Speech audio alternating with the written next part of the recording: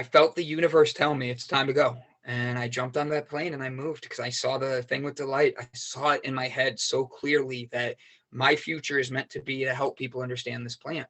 To Yeah, this day, I don't regret it.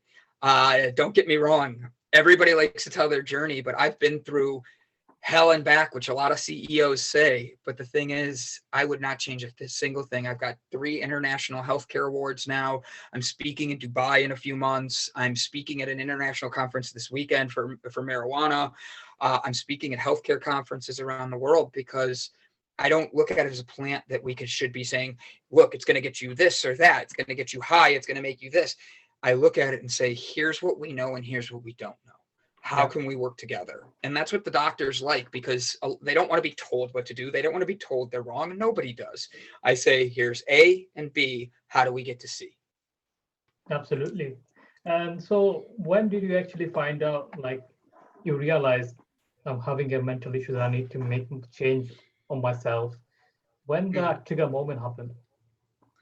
The trigger moment. So I was first diagnosed with bipolar 2 disorder at 25.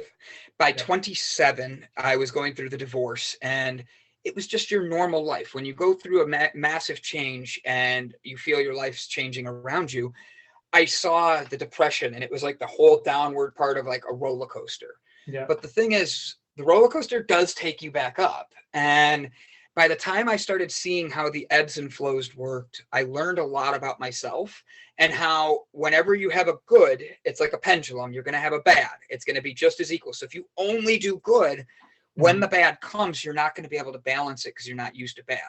And right, so I had to learn all of that. And I'd have to say within the last 3 years, it really kicked into how to keep that balance and learn myself in a totally different way. So like 30, what am I, 38? So 35 would be the age that I would say. So 10 years of life lessons. And just every time I climbed that mountain, I think I'm getting to the top and then kick back down by depression. Well, now this is my season that I usually have depression start kicking in, and I'm doing the opposite. I'm running hard and I'm like, I'm loving life and I'm putting it out there in such a way that I just want to be able to shine my light and hope that it sparks a light in you.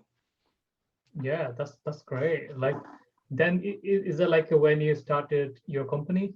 How did you get started with your company, and how did you find CBD? So I actually, when I had my healthcare restaurant, I actually had a health food restaurant. I literally was cooking and all this, and some of the guests that came in, I became friends with. I never even knew what the cannabis plant looked like. I knew the drawings of it and stuff like that, but if you put it in front of me, I would have had no clue.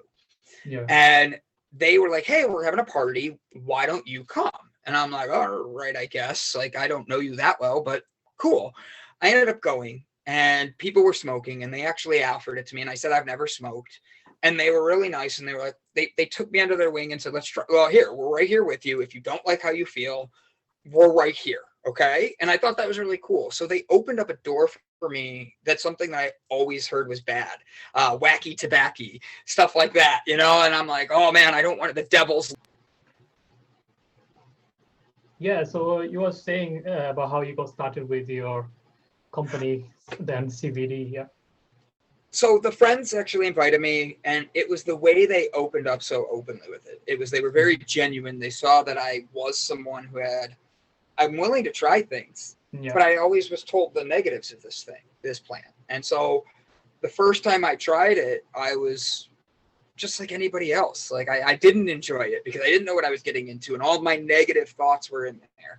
And it took me a few times of going over there with them, understanding it, hanging yeah, out one on one, asking questions.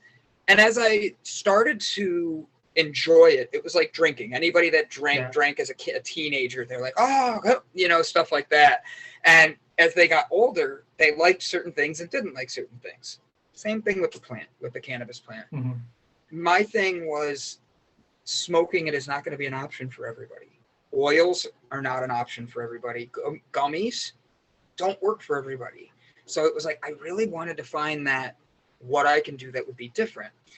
I didn't know that much about this plant. I've never grown it. I've never been able, I've only been able to know people that get it. And yeah, I've never been able to, you know, so for me, when I quit my job and jumped on a plane, I literally was taking the biggest risk of my life. I was going out and I was going to go into these grow facilities and ask to learn.